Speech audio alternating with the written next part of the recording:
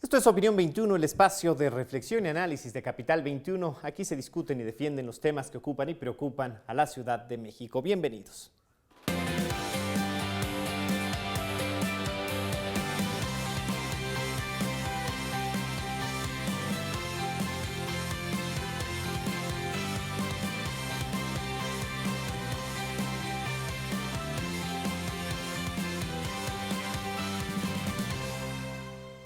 Normas de construcción a revisión es el tema de esta noche en Opinión 21 y para abordarlo, para discutirlo, nos acompañan dos personalidades a quienes me permito presentar. Él es el arquitecto Rafael Maravilla Beltrán, quien es arquitecto y perito de obra, director de MB Arquitectos. Qué gusto recibirlo, arquitecto, gracias por acompañarnos. Alejandro, buenas noches. Está también con nosotros el doctor Eduardo Reynoso Angulo, quien es ingeniero especializado en riesgos naturales, académico del Instituto de Ingeniería de la Universidad Nacional Autónoma de México, nuestra UNAM. Ingeniero, igual un privilegio que esté con nosotros. Muchas gracias por la invitación. ¿Y qué les parece si antes de entrar en conversación vemos la siguiente cápsula? La mañana del jueves 19 de septiembre de 1985, la Ciudad de México lo golpeó un terremoto de 8.1 grados en la escala de Richter, que tuvo una fuerte réplica la noche del día siguiente.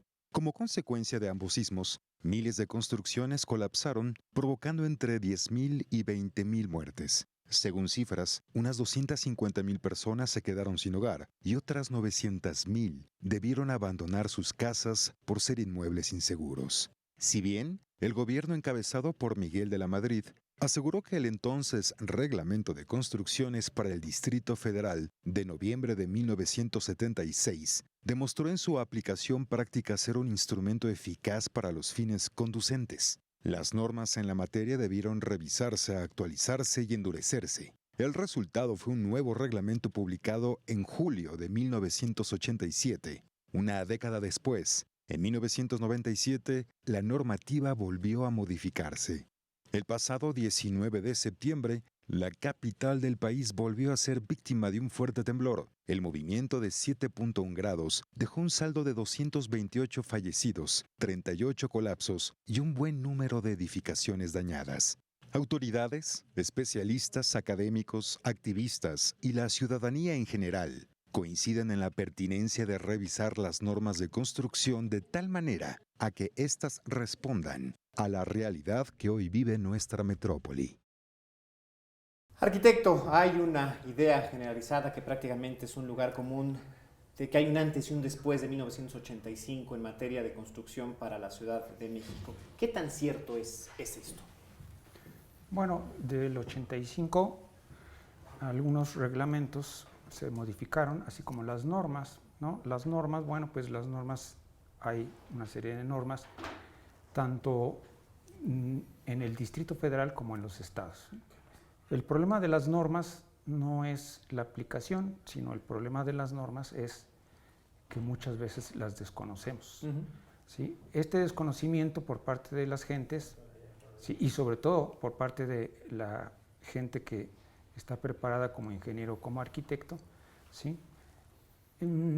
Hace que tengamos dudas al aplicarlas. El reglamento de construcciones en algunos casos no es muy claro, es ambiguo, ¿sí? Y al modificarlo se modifica a través de decretos, no se modifica con la reunión de especialistas, claro, ¿sí? Tanto de ingeniería como de arquitectura, ¿no? Yo creo que esa es la tarea que se debe de hacer. Los que deben de modificar el reglamento de construcciones son gentes especialistas, gentes de reconocido prestigio y gentes que han trabajado en la construcción, ¿sí?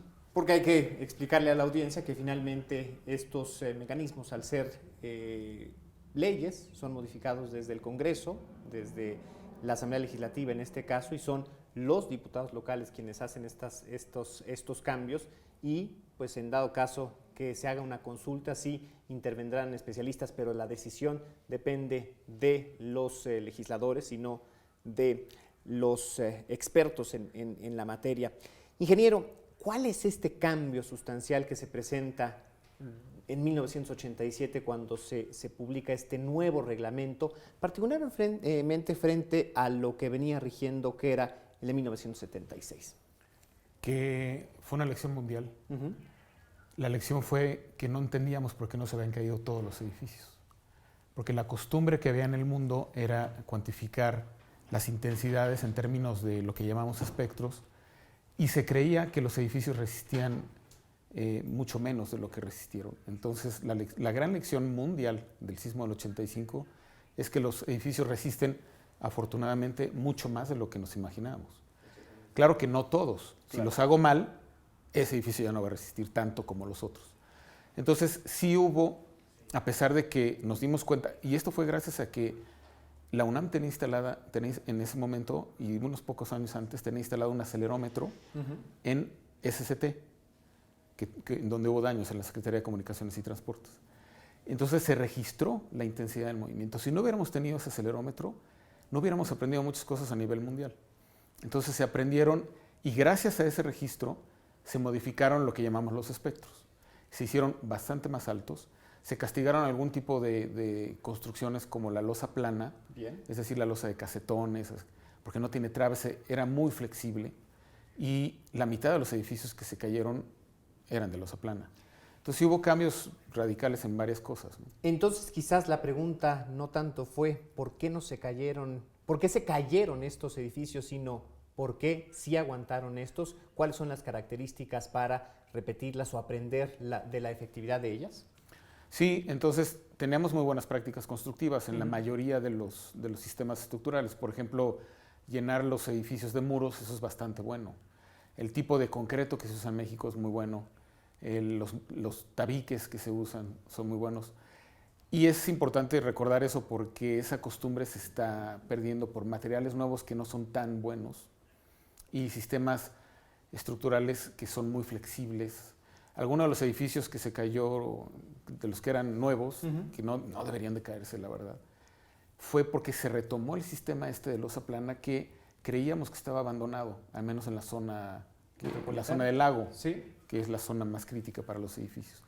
Y se relajó tanto la manera de construir que a alguien se le ocurrió hacer un edificio de losa plana. Y ese edificio pues, tuvo problemas, tuvo colapso, ¿no? La relajación en el cumplimiento de estas normas. Remontémonos 30 años atrás, porque justamente la normativa arquitecto es de 1987. ¿Cómo tomó la industria, hablemos de las cámaras, de las desarrolladoras, de los ingenieros, de los arquitectos, de los propios albañiles, que desde luego también están a cargo de los procesos de construcción? ¿Cómo recibieron estos cambios y qué tan fácil fue garantizar su cumplimiento y vigilar que se diera este? Bueno, mira, el problema muchas veces es que no estamos acostumbrados a los cambios y tardamos mucho tiempo, ¿sí?, en aceptar los cambios, ¿no? Incluso con la parte de los reglamentos, ¿no? La parte del reglamento que se modifica, hay a veces pues oposición al cambio, ¿no? Claro. ¿Por qué? Porque yo estoy acostumbrado a hacer las cosas de una forma, ¿no? O sea, los albañiles están acostumbrados a hacer losas planas, ¿sí? Y en cuanto les pones losas con poliestirenos, con casetones o un sistema diferente, entonces tienes problemas, ¿no? Entonces la gente responde siempre con que quiere una losa plana, ¿sí?, armada a la antigua, ¿no? Y de ahí no la sacas y es muy difícil que la gente acepte otro tipo de losa, ¿no? ¿Cómo es una losa plana o cómo identificarla para que la audiencia lo entienda, arquitecto? Bueno, una losa plana tradicional es la que muchas gentes están acostumbradas a ver, con un armado muy simple y de 12 a 15 centímetros de espesor, ¿sí?, que soporta más o menos un claro entre 3,50 a 4 metros, ¿sí?, y normalmente es la que todo el mundo está acostumbrado a autoconstruirla, ¿no? O sea, sin necesidad de que esté ahí un arquitecto, un ingeniero, la gente construye ese tipo de losas, ¿no? Bien. Ahora, ¿qué pasa justamente con estos cambios? ¿En qué momento podemos garantizar, arquitecto, que se dio cumplimiento, que sí, la ley estaba cumpliendo, si no era letra muerta, vamos a decirlo así? Bueno, pues muchas cosas son letra muerta, ¿sí? Pasa el tiempo y la gente las va aceptando, ¿sí? Para esto hay una serie de gentes que se dedican exclusivamente y especial a la parte técnica, ¿no?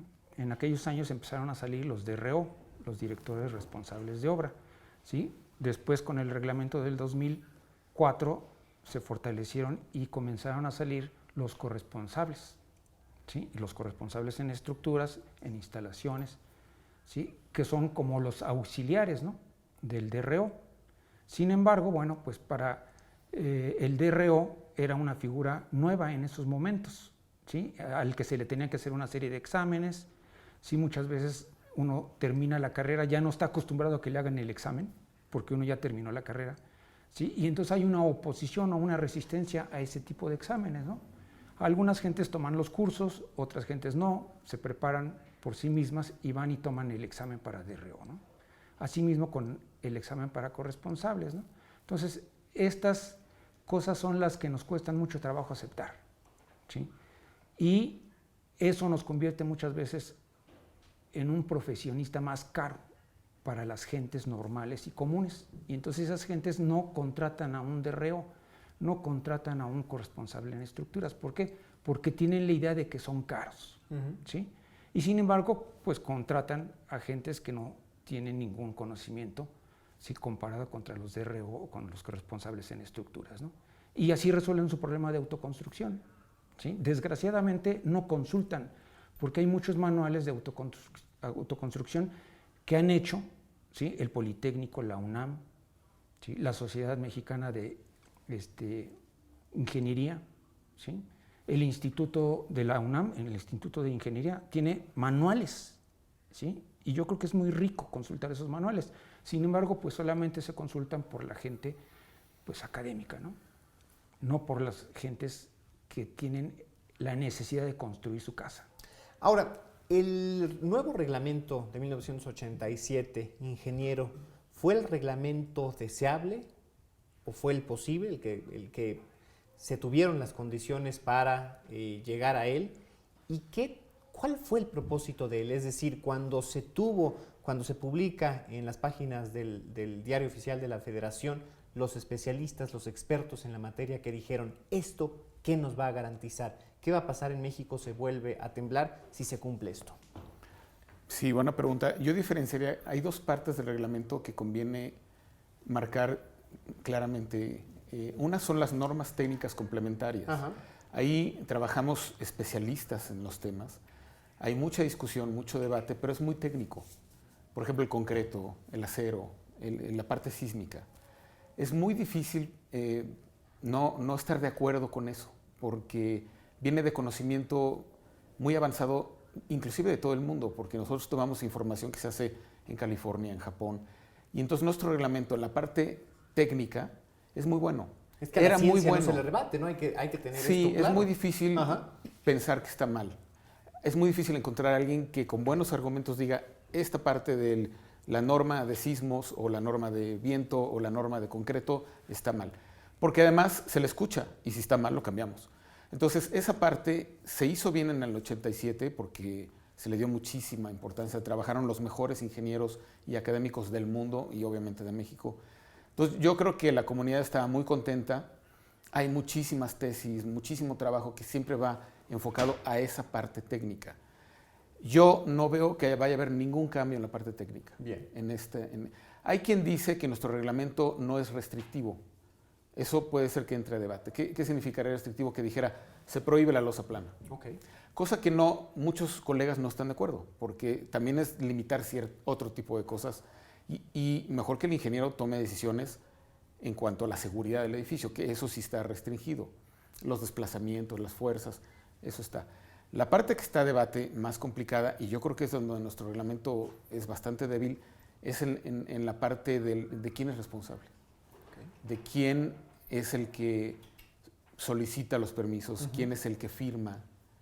Esa parte está muy débil y yo creo que esa es la parte que nos tiene que traer el debate, ¿no? Yo hablaba con colegas chilenos y les parece escandaloso que en México el responsable de un edificio sea un director responsable de obra. Allá en Chile, que es un país muy cercano a México en muchos aspectos, el responsable es el que construye, le llaman el primer constructor y es responsable por 10 años.